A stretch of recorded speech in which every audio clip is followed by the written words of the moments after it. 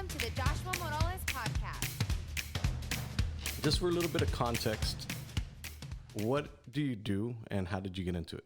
I started in 2006 because my uncle was the previous owner of AMCO, and he restarted again in 2006 in Houston. He told me, hey, moved in, didn't know what the hell I was doing. Started running my own office, didn't know what the hell I was selling, but I was able to sell. So started in 2006, moved to Houston, and now I'm marketing. I used to be an agent. I used to sell, and now I'm marketing. Nice. So I'm marketing for a company. So marketing in your industry, what does that entail? Move the mic a little bit more this way so I can catch you. Like this? Yeah, right there. Okay. It takes me going to train, make sure that they're selling my product over anybody else's. Watch your braces. Sorry. This whole thing is very... I got it. And podcasting is new for a lot of people. I know. I was like, everything's so intensified.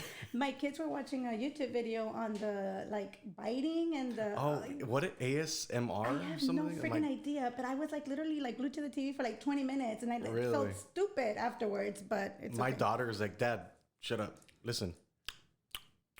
That's insane. I was like, that's ASMR. I was like, okay, that's annoying. It is, but I still watched it for 20 minutes. It was ridiculous, but...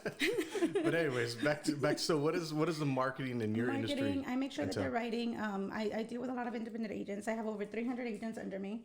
I take care from Houston, Corpus Christi, Laredo, and here I go help out in any other territory that might need me.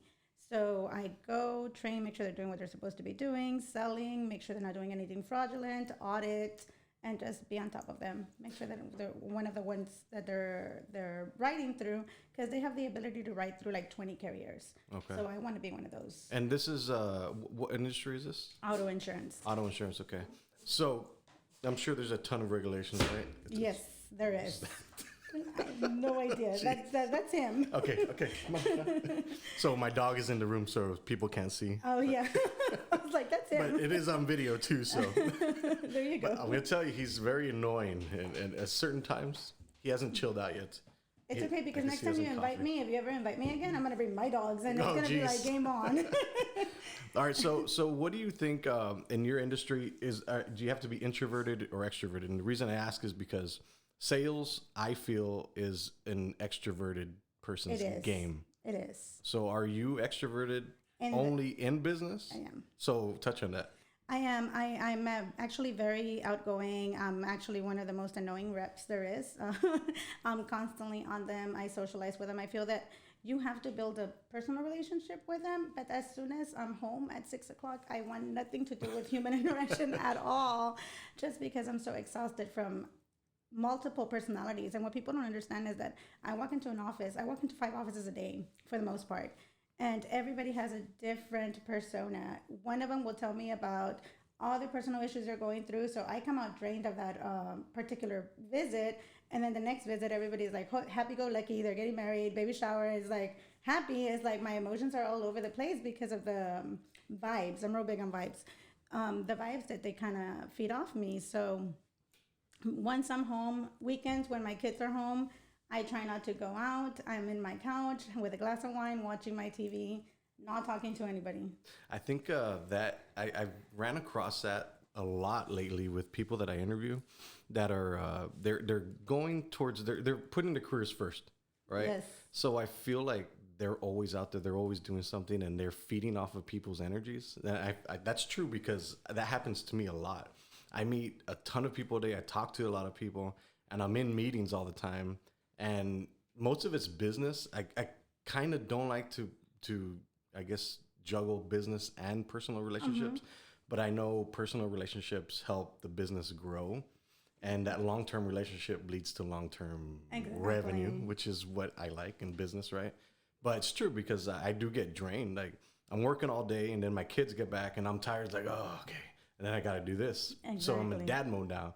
But my job is 24 hours, 24/7, right? It's social media, so I'm working all day long. But the cool thing about that is I can work from my phone. So going out, going back, developing relationships, it's super exhausting. It is. There's we have a convention every year in San Antonio, and it's a week long. And normally I'll get there on Sunday, and it ends till Saturday. I hide in my room for the like 3 days because I know that it's a lot of agents from everywhere, and it's just the interacting, and everybody hasn't seen you in a long time, and everybody wants to ask you all the personal questions, and it's just exhausting. So I'll hide out 3 days out of the week, and I'm like, okay, y'all can see me on Thursday through Saturday, and that's that. That's it. Yeah, that's a lot of energy just everywhere. So how do you juggle family life and business? I try. It's hard. Like you said, it's work mode and then mom mode. This morning I was up at 5:30 making tacos, right? And I kind of have to go, and I'm still thinking about emails that I didn't send out yesterday because we had an issue with one of our programs. So I'm going based on that. Kids are talking to me about school. It's just a lot to do. I do the best I can. Yeah. I don't remember names. None of my kids' friends' names. I don't know them. I always confuse them. I always call somebody else something else, and I've known them for a long time. But it's just so overwhelming as far as everything comes. And then I deal with teenagers. I have a 13-year-old, a 15-year-old, and a 17-year-old. So there's always drama there. So I have kid drama, teenage drama, and I have age drama. Yeah, drama. So it's kind of like, oh my God, there's a lot of drama everywhere. Yeah. So I guess how do you detach yourself from work? Because I know having kids obviously is a huge thing, and you're trying to juggle family, you're trying to juggle work. Is it a bad thing that nowadays people are focused on the American dream? I don't think so. My main goal in life is to make sure that I have something stable for them when they grow up. Being a single parent has really made me refocus on that. I have cut back a lot on working. I used to work with a previous company, and I switched over last year to a new carrier. And I spent a lot more time with the kids because the previous carrier kind of, it was a bigger company. So it took a lot more of my time. They would constantly call me. I could be on vacations, and they can hear like the little gambling machines going, and they'd be like, "Hey, Janie, I have a question." And I'm like, "Hey, I'm on vacation." "Well, I want you to, your intake on, I'm hiring this particular person. What do you think?" And it was just over. My phone would not stop. This company's allowed me a little bit more freedom. I'm able to kind of shut down at 7 o'clock from my phone and emails, focus on the kids, do homework. It's just been an overwhelming year in general for me. Like I told you, I've gone through the divorce. So now I'm a single parent. So now any reinforcement that I had at home, it's on me. Right. Cooking, boyfriends, girlfriends, drama, going out, taxi, everything. So it's hard. You haven't gotten to the rhythm yet. I haven't. And it's been a year, but I travel a lot too. Right. I'm out 2 weeks out of the month. Okay. So I'll do Houston. That's quite a bit. Week. It is. Wow. It is. So I feel like my life is a suitcase. Come home, I'm unpacking just to repack again because I'm going to Corpus, or I'll do something crazy like have to go help in Dallas.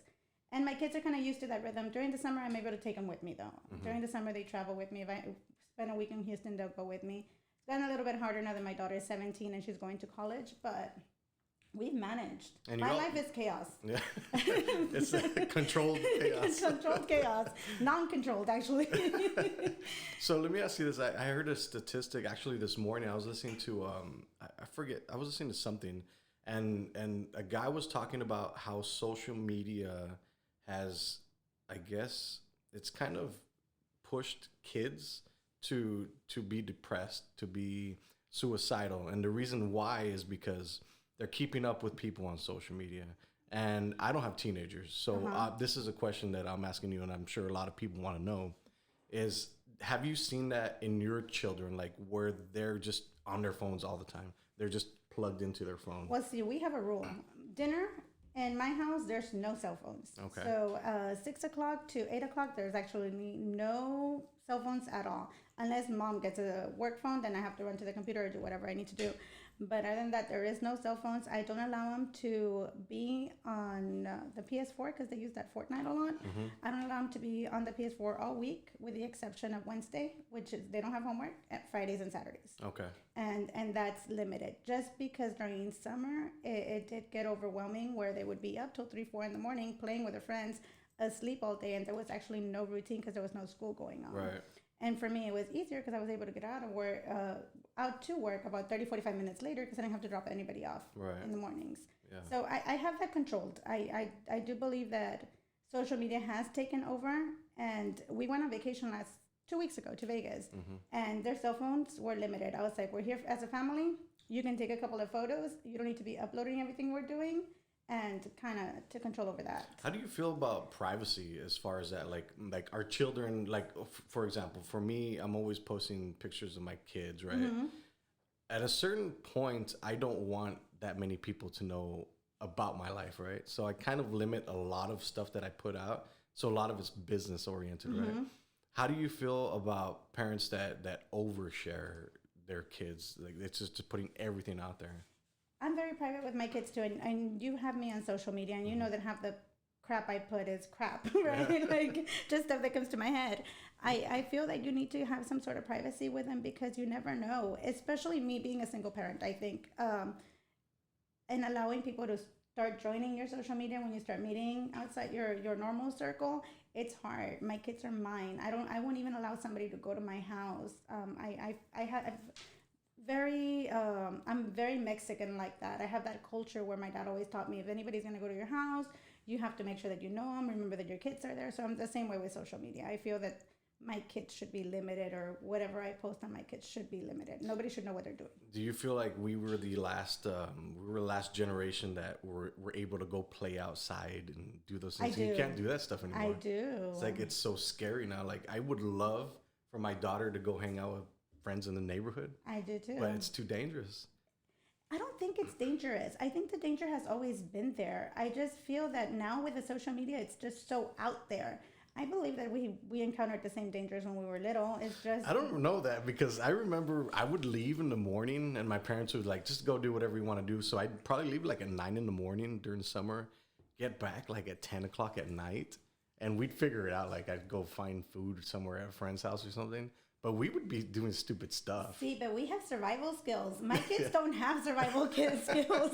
Like if they're asleep all day because they won't eat for themselves. My daughter can survive, maybe, possibly with bread. But my boys, no, sir. My friend actually trained his kids to get up and pour cereals. So he lowered all the stuff in the refrigerator. So it's like a hand reach and just pour it themselves. And how old are these kids?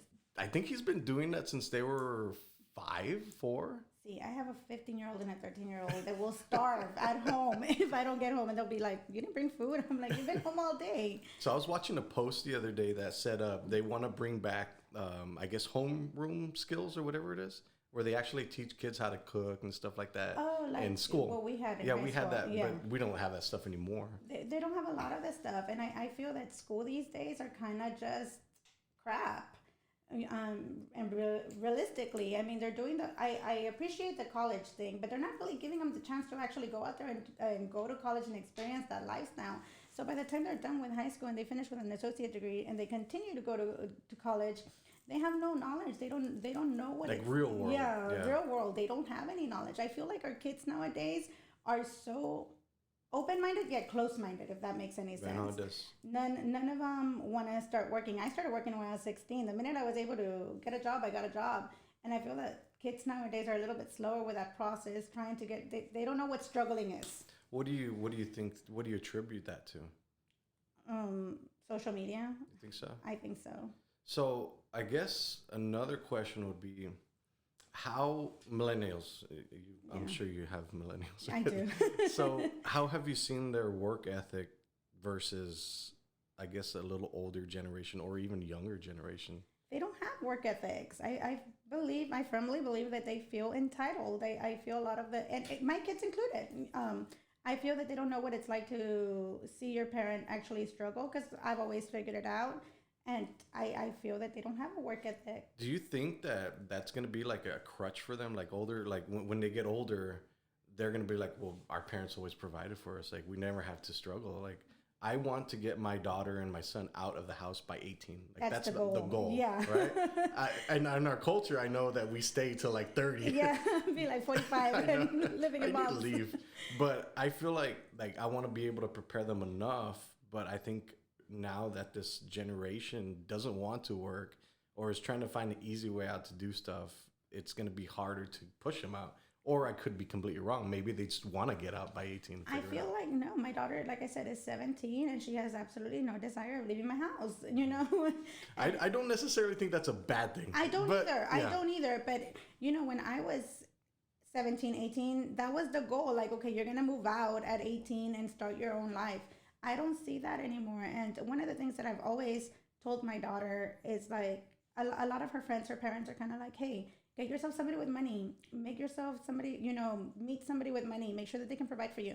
I'm like, no, ma'am, you become the provider. You make sure that you're stable enough to be able to keep it up. And then if the guy comes, great. If he doesn't, you're still able to make it on your own. I don't understand why parents say, okay, this is the way to do it. That's not the way to do it. Do you think that's more of a Mexican mom culture type of thing? Because Possibly. I remember my mom saying it to my sisters when they were growing older. See, like, my you dad need to never, find a doctor. Yeah. Like, See, my dad never told me that. Yeah. My dad always told me, just be happy. Yeah. And my grandma always told me that I needed to find myself a black guy. So I'm still looking. Still looking. Haven't found him yet. So on that subject of that, right? So what are your thoughts on that the whole, I guess, job related type of thing, where these kids are going to end up being in the work culture, right? Eventually, they're going to be contributing back into society, but they don't have the necessary skills per se. I don't know what's going to happen. What do you see in the next 20, 30 years? I don't know. Yesterday, I went to Walmart, and I guarantee you, all the registers were like, so you do them yourself. Is the self-checkout or the ones that the longer ones? And I'm like, this is what our world is coming to. There really no employees. Mm-hmm. Everything is being run by machinery, robots. I really feel that's where the future is going. Yeah, artificial intelligence. Yeah.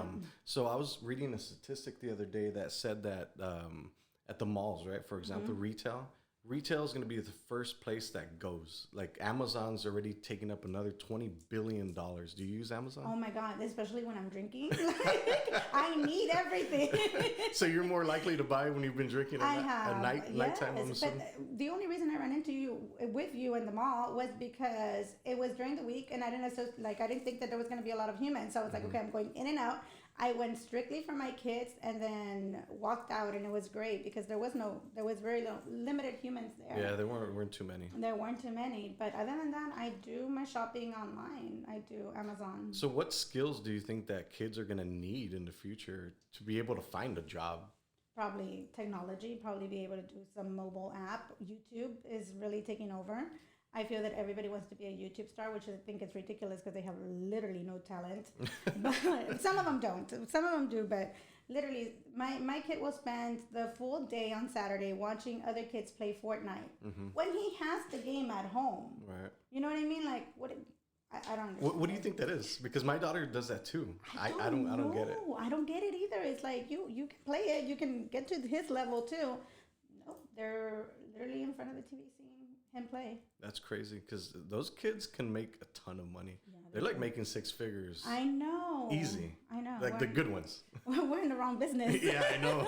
We're playing video games all day. I got this. I suck at video games. Unless they bring Nintendo back with the two buttons, I'm not doing it. Duck Hunt. Yeah.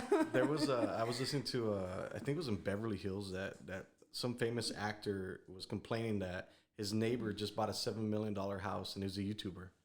Yeah. That's insane. It is That's insane. Crazy. And the fact that the kids are all upon this, like Jeffree Star is one of the biggest YouTubes that my daughter watches. We go to Houston, she walks into the Morphe store and she buys everything and has no necessity for it. There's no purpose for it. But because it has Jeffree Star in it, she'll purchase. Like, I was like, really? Yeah, it's interesting. The branding part just It pulls is. in kids.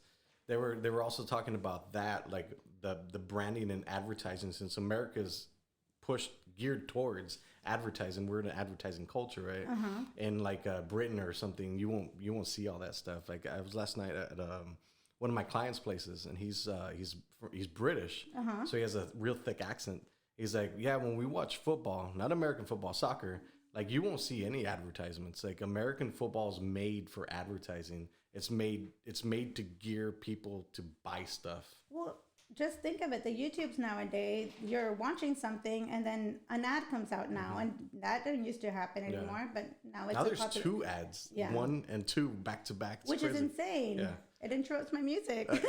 And I apologize because I am one of those advertisers. Sorry. You're good. But the crazy part is that they're so effective. Like, I don't know if you know this, but you can actually import email addresses, phone numbers, names, addresses into Google, into Facebook, and make a lookalike audience based off of those. So what happens is all those people share like attributes, characteristics. So Facebook will actually make another audience based off of all that stuff, serve ads to all these people that are like these people, and give them relevant content. That is ridiculous. Like, crazy. that is crazy. It is. It's crazy. It is. Information has become the number one asset over oil. I don't know if you know that. No, I did not. It's insane. I'm so old school. Like, I have an old soul. Like, I feel that with the exception of online shopping when I'm drinking wine and ordering a bunch of random stuff, I don't like technology, really. I just like normal.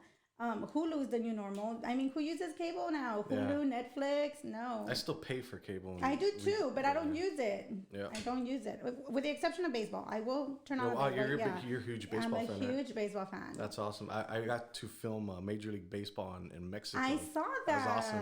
I can't believe you didn't bring me a boyfriend. That was your Dominican one job. Republic. Yes, please. We actually went to Dominican Republic to do humanitarian work years ago. And there was a baseball field out there. I think I forget his name.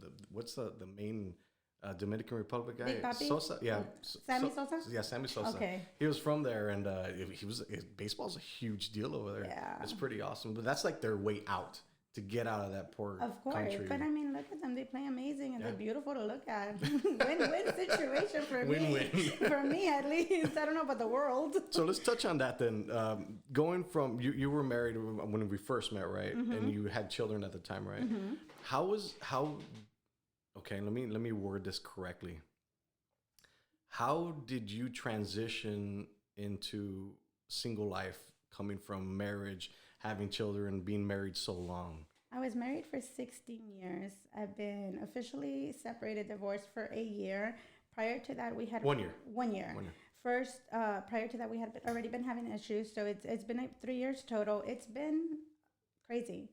I have a lot of single friends, and a lot of them have kind of gone into the route of dating right away. I can't get there. I am so goal oriented, and I want to take over the world that dating has not come easy to me. I haven't looked, but just the dating in general is not the same as when we were in high school. And I know it's hard to compare high school to now, but at least somebody would get to know you and talk to you and, you know, have that process. The first thing that comes out of somebody's mouth is, hey, when are we going to have sex? Really? Yeah. So that's not what I'm about. I think one of the reasons that I've been so successful is because I've kept it in my pants. And I plan to do so. So I don't know if I've really transitioned to single life. The only time I really feel lonely is when everybody has plans and I'm home on a Friday night by myself watching Netflix. Yeah. But other than that, I don't feel the desire to be with somebody. I feel that I was married for so long, and I dragged somebody along with me because I kept pulling and pulling, and I wanted to take over the world. And the person I was married to, he was a great dad and everything, but he didn't have the same ambition as I did. Right.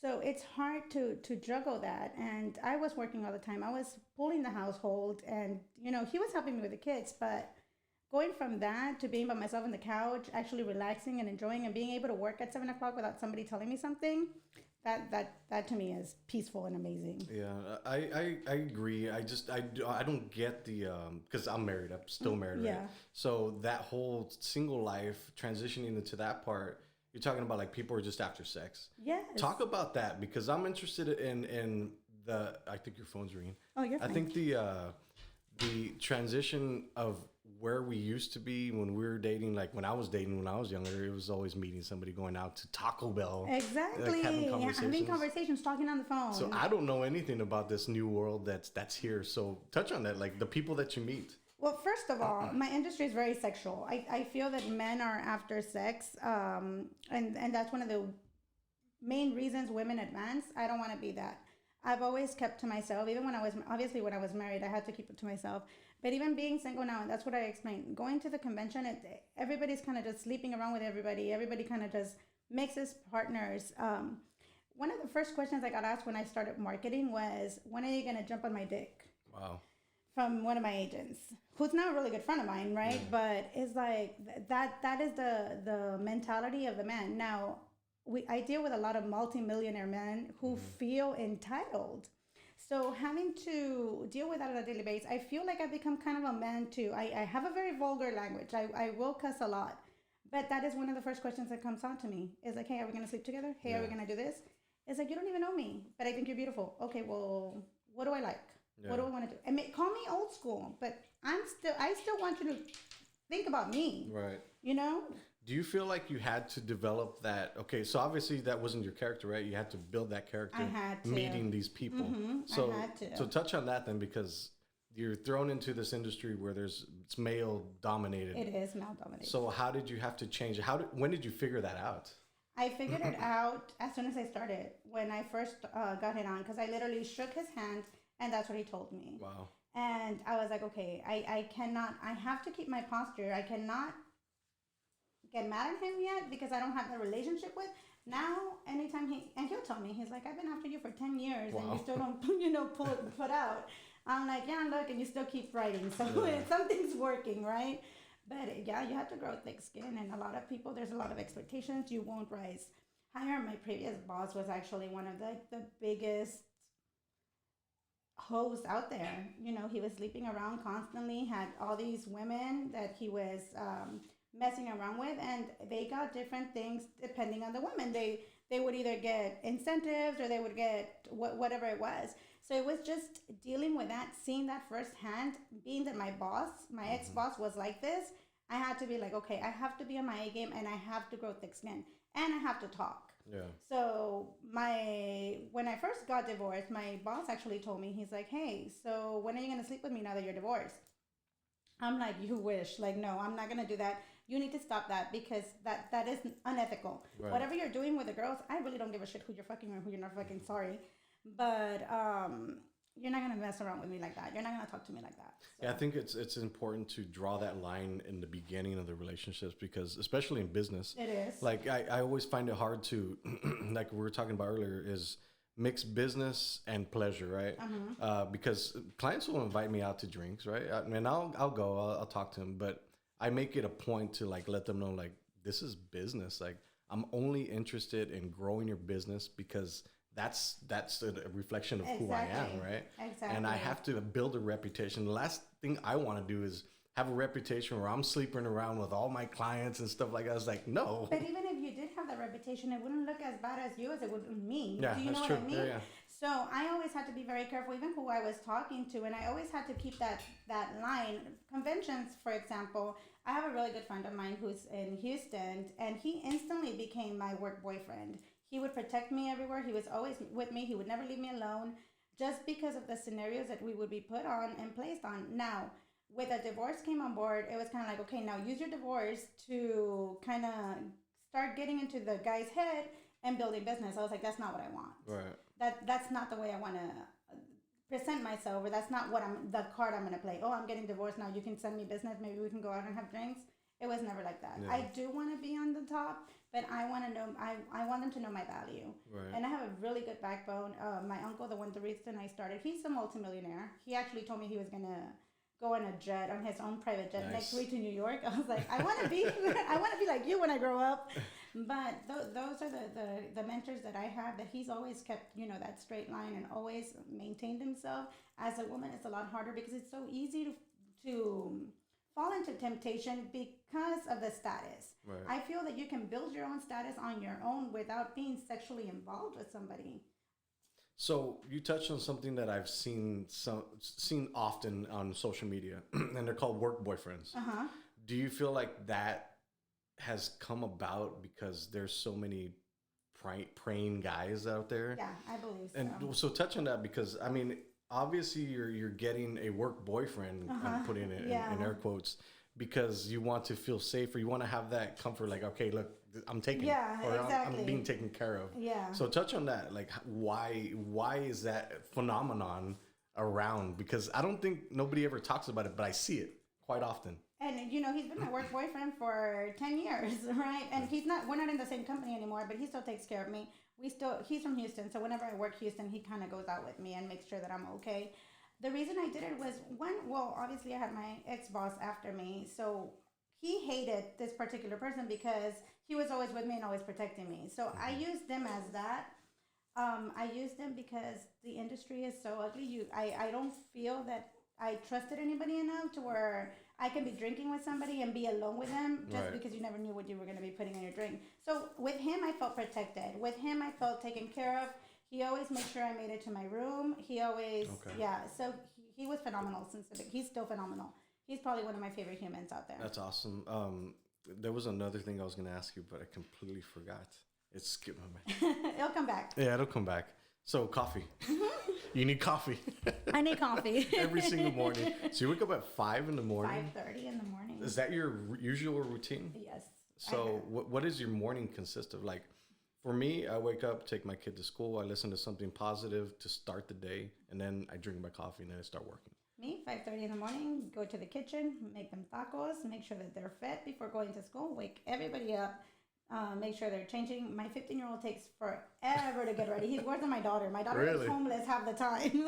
And then my 13-year-old, I struggle with him getting up. Right now, nobody's driving, so I'm still taxi, take him on. We listen to that radio with that second date update or whatever. We're always so intrigued by it. That's just our routine. Okay. We'll talk about the day, what they want for That's dinner, awesome. and So you kind of Send them plan off. your day We with do. the kids before they Yes. go off into their school. and then they'll give me the request for dinner, and then we'll do dinner. Dinner is very important in my house. Awesome. So as soon as they get home from school, they'll do homework. I'll cook dinner, or I'll pick up dinner, and dinner we always have it at the table. That's awesome. I think those family values are kind of getting thrown out They are. with devices. They You are. say, here, shut up. Yeah, Eat. no. I want to hear all about their day as much as I don't want to hear about girlfriends and boyfriends. Yeah. I do want to hear about their day. I was really excited about doing this, so I kept telling them, they're like, Mom, you're not that famous. I was like, well, right now I feel it. So No, I think that's the mentality that a lot of people have is like they see all these people on YouTube that are huge stars and they're playing people's games. I mean, they're playing games. Like they're not talking about like real life situations that nobody ever talks about. And one of the things that caught my attention from you is like, you're the most unfiltered person I know. I am. Not necessarily a good thing because it's gotten me into a lot of trouble. Yeah. But I am pretty unfiltered. Like I said, I've always been one of those. I'm very real when it comes to everything. If a guy tries, I have tried the Tinder app. I did try the Tinder app. And I'm very... You just reminded me of what I was going to ask you. Go ahead. Is that what you were going to ask Go me? ahead. I did try the Tinder app, and that's one of the questions that I asked. It's like, I'm not for bullshit. I'm not going to be your one-night stand. I'm not going to be your hookup. I have too much to offer. I am very stable in my job. I'm doing very well. My boss loves me for the most part, except when I'm nagging. But I'm really good at what I do. And they just swipe. Yeah. Forget it. Yeah, we don't want to. That's actually my bio. Just kidding. Just swipe. We don't need this in negativity.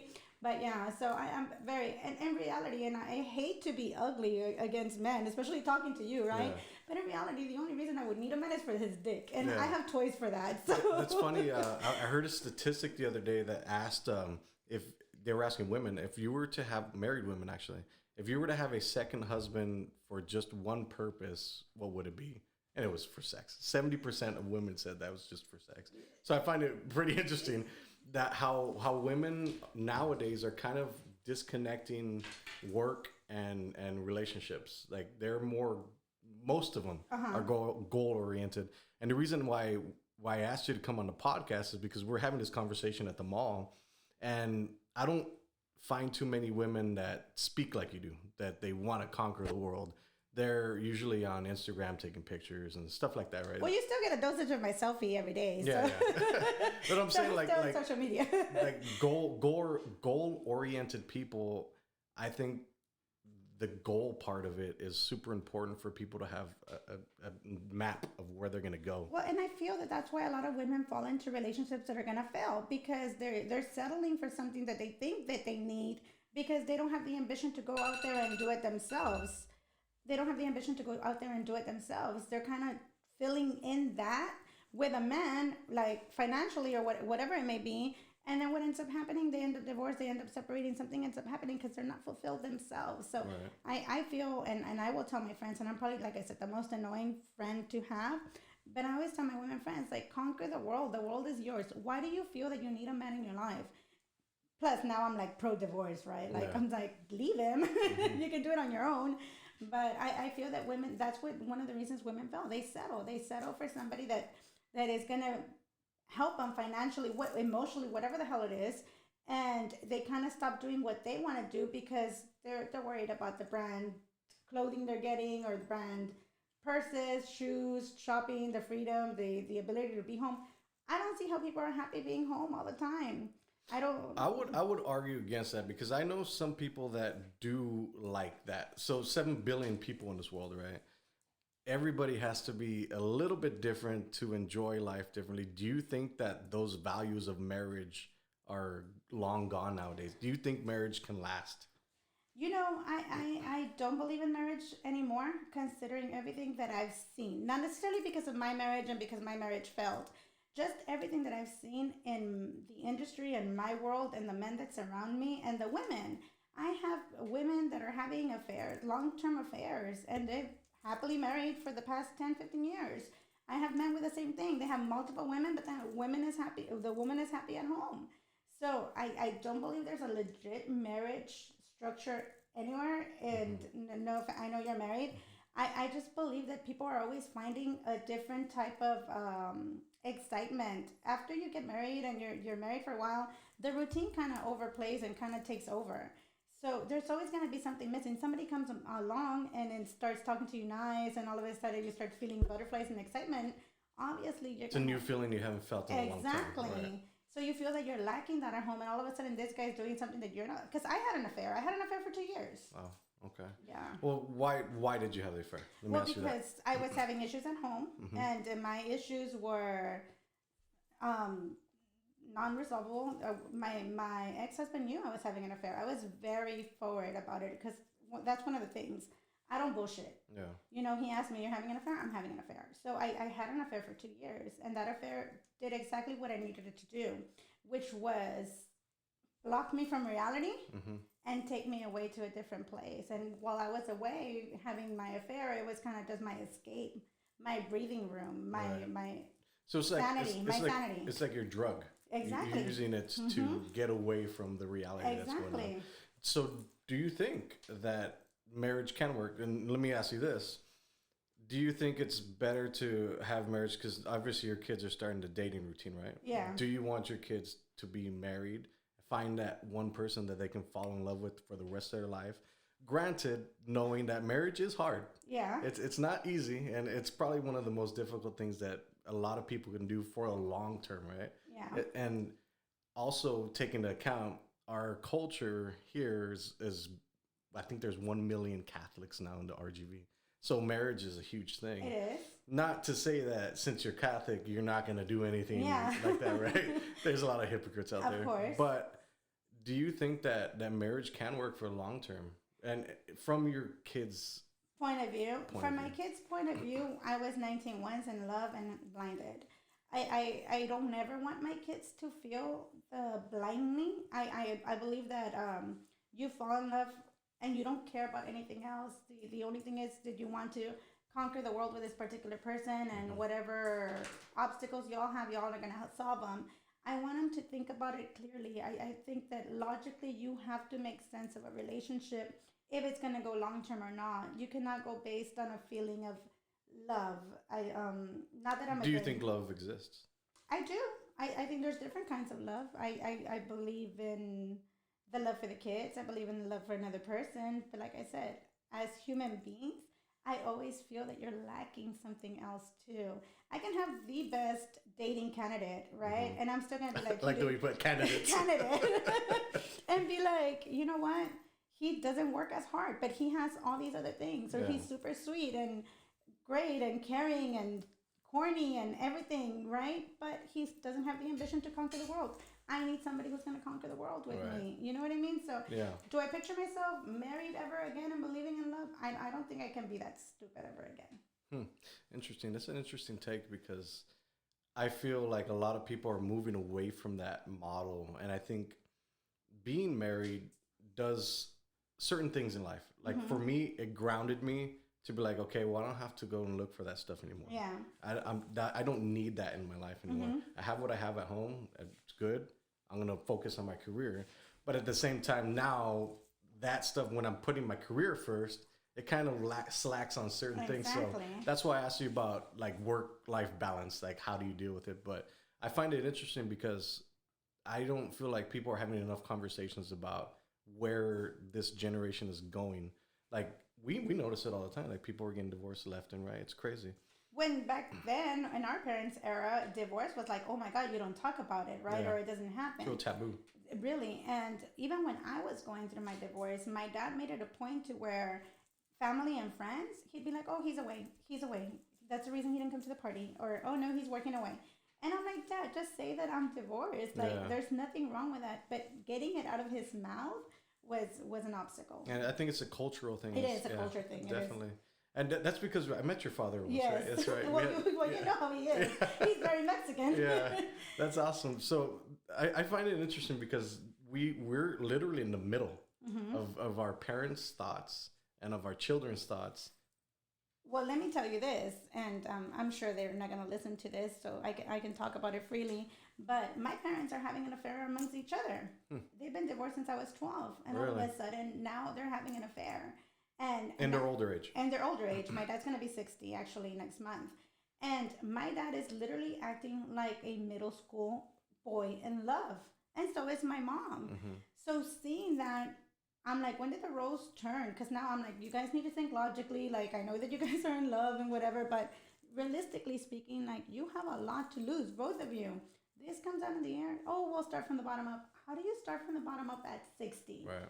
So I do believe that there's stages of life. I think my dad was never happy. My mom was never happy. But I see them acting reckless and in love, and it's kind of like, no, you need logical in your life. You need logical thinking. Well, I think at that point, they live their whole life just working and providing for their family. Like, you know what? Fuck it. I'm gonna do whatever I want to do. Fuck it. But because he's worked so hard to lose everything, do you know what I mean? Yeah, I get you. I just think like at that point, and you're like, my grandpa's gonna turn 89, and he's probably one of the most. He's one of the most. I guess, how do you say it? Like, he doesn't want to listen to anybody. Yeah, like, stubborn human he's in the super world. Stubborn, yeah. But I think he's just like, you know what? I'm at this age. Like, what else is gonna happen? Like, I'm just gonna go do what I want. And that's my dad's mentality now. And you have to remember, I'm 36 years old. So my dad's mentality prior to this affair was always like, do what's right, stay in your lane, don't do anything. Remember, your reputation is the most important thing. You know, kick ass, but don't sleep around, right? You know, you're sexually, he's always told me that holds a lot of value. And I'm trying to instill that same thing in my kids, because kids nowadays don't feel that. They feel that, oh, okay, we should be able to explore with different partners. No, you kind of have to hold that value and not just give it up to anybody, because that to me is sacred. Yeah. My personal opinion.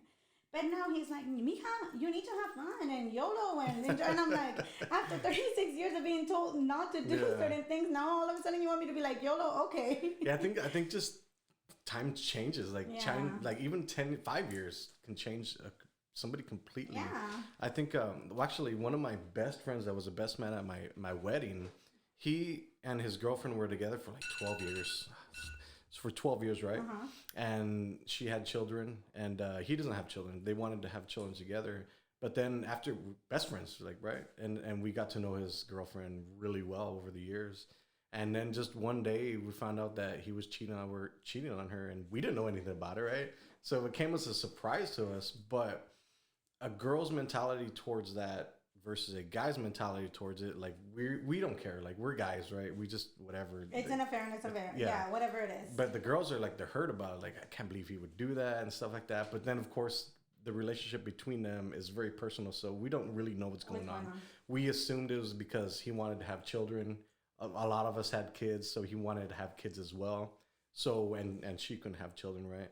So we're thinking that's what it was, maybe. Because there's always something lacking. Yeah. You get what I'm saying? I understand. So I get that. I get that. So when you're trying to fulfill that void, right? Do you think that it's a weakness, or is it a strong personality? Because you have a very strong personality. I do. And I don't know. So I'm just asking, don't you think it's a strong personality to try to keep it together, to try to make it work, or is it not? Did you see? From my point, yes, but I feel that there's, for example, I work all the time. I go to sleep, like I told you, 2 in the morning. I'm doing emails, I'm doing shorts, I'm doing whatever needs to be done. I'm working till 2 in the morning. I'm up by 5:30. If I start dating somebody, they're gonna lack something. I'm not gonna give them my full 100% attention because my focus is my kids and being able to take over the world. Right. Do you know what I mean? So realistically speaking, if somebody, as much as in love as they are with me, regardless of the situation, if I'm not paying 100% attention to them, they're gonna go look for it somewhere else. And Right. realistically, I have to know that. So you have to know that, but you're also saying that you would do it to somebody else if you were lacking that. Well, see, my affair and I'm not justifying my affair. That there was personal reasons behind it. I don't know how personal I can get in this. Okay. Yeah. My ex husband was accused of touching my daughter 3 years ago. Wow. So that kind of went that way. I still try to keep it together for the kids. He would come home on the weekends. My daughter would sleep in the room with me, or vice versa. We'd had a family image on the weekends, and he'd go to work in Corpus. So I was keeping it together while I was falling apart, Right. and this particular human was available for me. And this human's not even from here. He's not local. He's from Dallas. Okay. So I would go and run away to do work, and I would be there for a week, and that was my sanity. And then I would come home to my hellhole and do the best I could with what I had going on in my life. Right.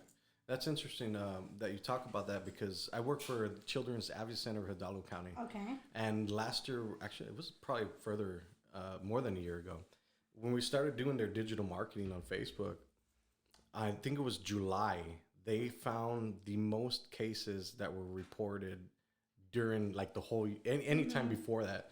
And it was due to social media. Like, we're pushing out the word of child abuse. Yeah. Child abuse, I think the latest statistic since September 2018 last year to now, they reviewed 10,000 applications, right? These are people applying, like, our child was abused, right? Yeah. By somebody in the family.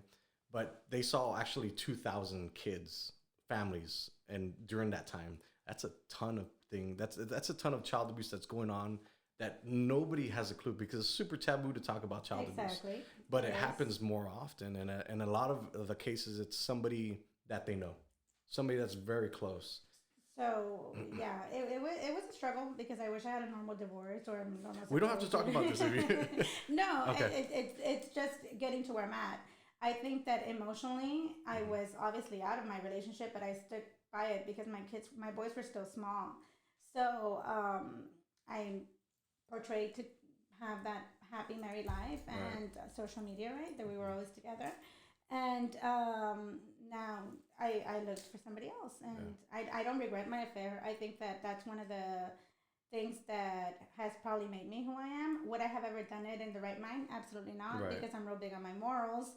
But I did it, and I don't regret it. Yeah, I think there's certain that's traumatic experience Yeah. that kind of pushed you, like, I'm gonna do this. Yeah. I think that's the precursor of like Yeah. why everything happened.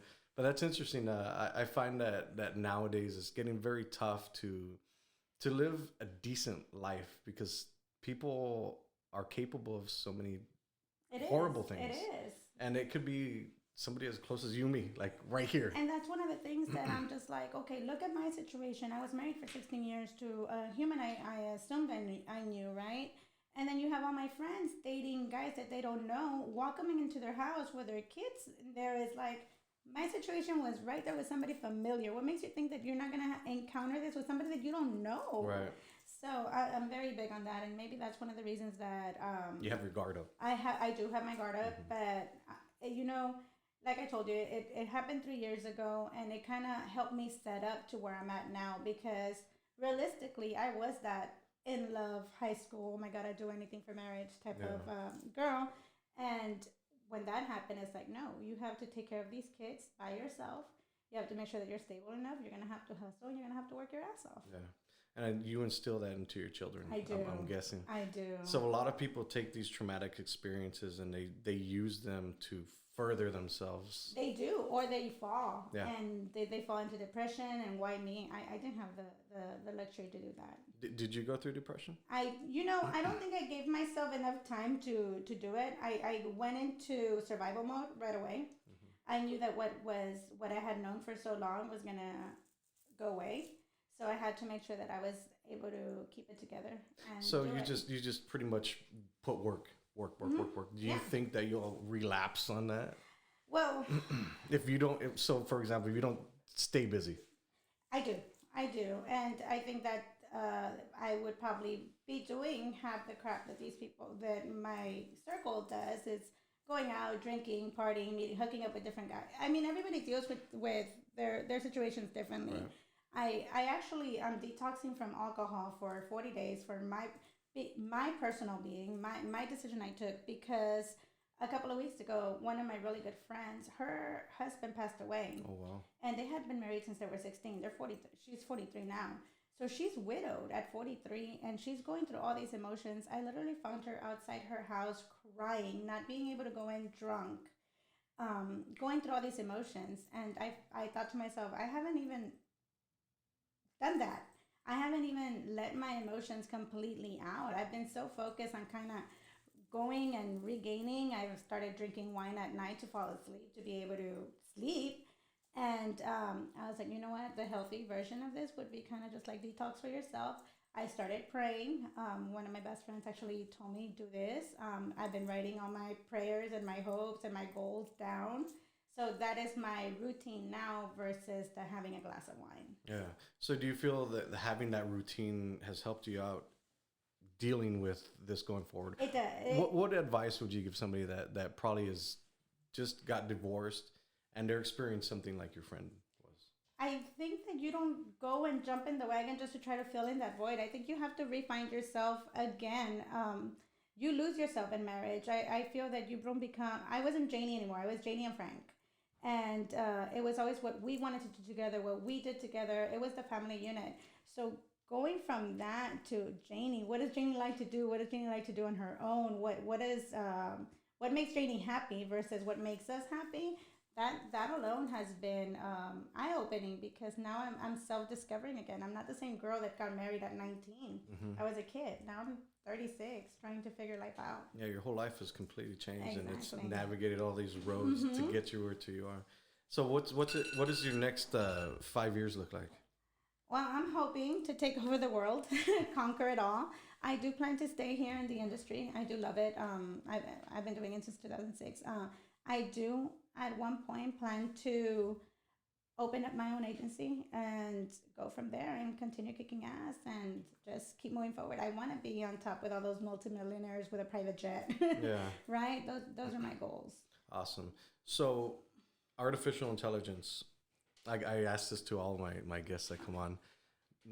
Elon Musk's, he is developing Neuralink. So Neuralink is artificial intelligence tied to humans. So you'll be able to plug yourself into the Neuralink network, upload your memories, thoughts, and then download skills. Eventually, that's the point of it in the future. Are you one of those people that would do that type of thing? Hell no. Why? Because no, there's no need for that.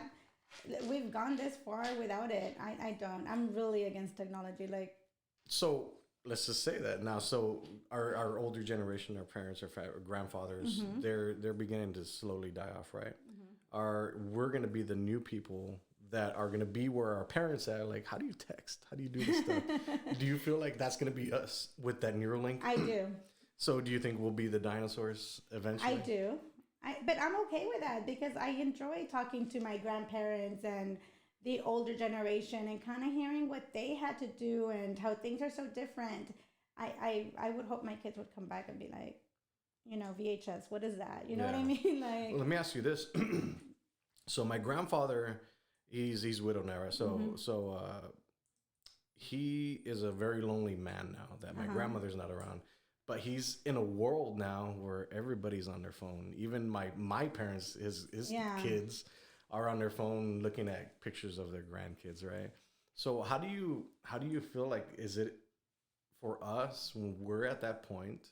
Do you feel like it's gonna be very depressing for us? Like we're just gonna shy away from it? Because I think people crave that human interaction. I do. And the human interaction is not there anymore. It's not what it used to be. Everything is done through texting, social media. I mean, my daughter has, I don't know how many friends on Instagram that she doesn't even know personally. So I don't think the human interaction is crucial nowadays. I feel for us it is, but I don't feel for them. You use social media for business too, though, right? I do. Yeah, that's pretty much most of what I use it for. How do you feel that You that hardly post though. You don't post. I don't post as much as I used to. I wanted to be like a YouTube star and all that stuff. I had bought a bunch of gear for it, but I found that like I'm kind of just following what people are doing.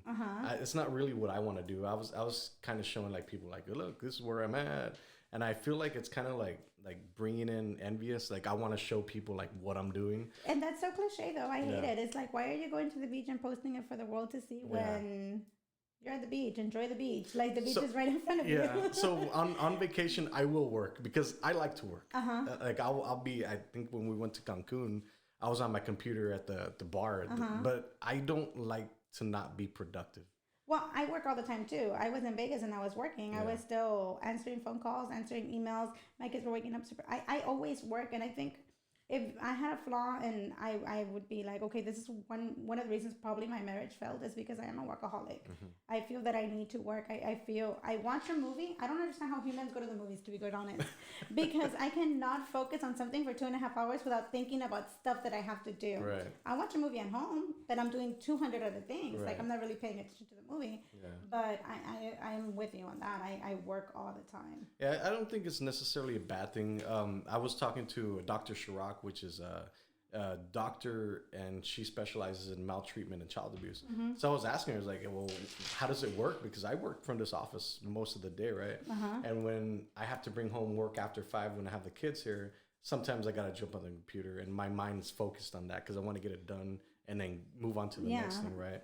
And she was like, well, as long as you're providing, you're there mentally and physically, stuff like that, it works. But I feel like sometimes I've been blessed because I can work from home. I get to pick up my kids. I drop them off at school, right? So I feel like that is kind of, I'm in an industry where it's very competitive, and you got to hustle, That's where I'm at, yeah. But I feel like I've kind of set my life up to where I don't have to, I'm hustling, right? But I'm hustling, I don't know how to explain it because I do have a lot of time with my children. Okay. And I do have a lot of family time as well with my wife, right? But I feel like in this world where you have to hustle. You got to show people you're hustling.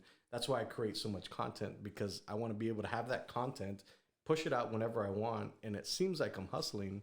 But on in social media. you're already ahead. I'm available. Yeah. Right. Because I think that's super important. Being available for your children, being available for your family. I agree. And I think that you have to make time for them. And like you said, my kids know. We were in Chicago in March, and I was sitting on the floor working on a policy because they needed help with something, right? Yeah. And I'm like, sorry, this is what provides for you all. I'm here, and it takes me 10 minutes to do this, and then we continue on our journey. So they've kind of gotten accustomed to that already. I have slowed down on my traveling. I used to travel a lot more. And one of the reasons after my divorce is I felt guilty because I felt like I was at fault. And I felt I was at fault because I was always out. I was always traveling. I was always doing stuff work-related to provide for the family, and I felt like I lacked on that. So I have slowed down on the traveling. That's awesome. I find this new world that we live in where in the digital world, we can literally create anything we want to be. And you can literally just use the internet, make a ton of money, and versus the other route. And I think that's where a lot of people are going nowadays, that they're understanding like the internet creates these connections, creates these one-on-one personalities that you can extract as much money from the digital world as you possibly can. Well, I'm going to go start a YouTube channel right after this. So just kidding. So how do you feel about that? Like the digital world that we live in versus the brick and mortar places where people are working like retail. Like where do you see that going in the next 10 years in your industry? I feel that the auto insurance is not going anywhere because we always have that. We still have this old school, which is us, old school, to play with because a lot of them want that face-to-face interaction. Nobody knows what they're really purchasing online. So I'm hoping that the independent agents still stay afloat so that way it keeps everybody going. I have an agent here that just opened 12 locations. Wow. In the valley, and they would have never thought to come down to the valley. So I think business here is booming, and I don't think it's going anywhere. Do you feel like you have to leave the Rio Grande Valley to become something, depending on industry, of course? I To a certain extent, I feel there's a lot of money here. They just don't explore it, or they don't use it, or they think outside the box. I think the Valley has a lot of money. A lot of my agents here are very successful. I have agents that are making $20,000 a month commission alone on my product. Not to mention everybody else's product that they have out. So there's a lot of money. I have an agent that his first year on board made over 600,000. Wow, nice. So what's the number one skill that you think millennials should have, and what's the number one skill you think that our age group should have? Well, the millennials, I think they need to learn how to talk to people. I don't think they know that communication process real easy. My 15-year-old son went through the drive-thru the other day, and ordering for him was a struggle because he doesn't have that people skill. And I'm like, no, you need to learn to talk for yourself. But they're able to text all day, everything. You know what I mean? So I think communication for the millennials. And for us, I think we're perfect the way we are. We're perfect. We're perfect. Don't mess with us. We're good. Now, well, okay, before we finish off the podcast, I'd just like to thank you, of course, for your time. No, thank you for your thinking insight of me. in life. I think you're a very interesting individual, and of course, you've gone through a different route than I have, but at the same time, you're still grounded, and you have that work ethic, and you have that hustle mentality that I don't see too many people have, and I think that's what this show is mainly about, is like exploring people and why they do the things that they do, but in a positive way. Okay. Like all the struggles that they've gone through, right? They're accumulated throughout their whole life experience up to now, right? Yeah. 36 years. Yeah, I know. I still have like 50 more to go. Yeah. And actually, I think we're going to live longer nowadays. I think so too. But that insight is super valuable for people that want to become successful, that want to have that drive, that want to do something bigger in life. And women need to have that drive. I feel that women are so dependent, and nothing against men, because there's some men that are equally dependent on women, vice versa. But I think women should go out there and actually show them what they're more than boobs and ass. You know what I mean? Like, they're intelligent women. Out there, go hustle, do it for yourself, do it for your kids. If you're not gonna do it for you, do it for your kids. Yeah. Show them that. Show them. Yeah. Don't show them to settle. That's ridiculous. Yeah. So before we leave the show, You were going to ask me about Tinder, and you completely forgot. Yes, the Facebook dating app. I haven't tried the Facebook. It just launched. Really? So I'm interested in how Facebook is gonna use that, but with current advertising, because I can advertise anywhere on Facebook. But I'm interested how they're gonna segment people based off of the app. So will you use the Facebook dating app? I don't even like Tinder. Like, I only do it. It's like a man catalog, and it's like not even legit. Like, maybe it's the Valley Man. I don't know. But I don't know. I don't go out there because I don't really, if I go out with my girlfriends, but I don't go and mingle because I'm not really interested in meeting somebody in the bar. If you're at the bar and I'm at the bar, that's not, I don't know. Where's your ideal spot to meet somebody then? I don't know. H-E-B. Target. If they're at Target, I'm like, here's my number. You must have a higher income than... I like you. In Walmart, not so much. Just kidding. I'm kidding. I like Walmart too. So, exploring the Facebook dating app, would you consider it? I would consider it. And if you do, let me know what it's like, because if I were to be on that, I'd be dead with my wife. Yeah, really? I'd be like, look who I found. This guy. That's the thing. He has a podcast, by the way.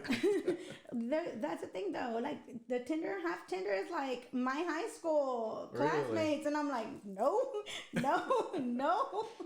But I guess, in that aspect, I do think the Valley is so small. My ideal boyfriend would probably be in Houston, where I can see him like once a month. Yeah. And then come back home.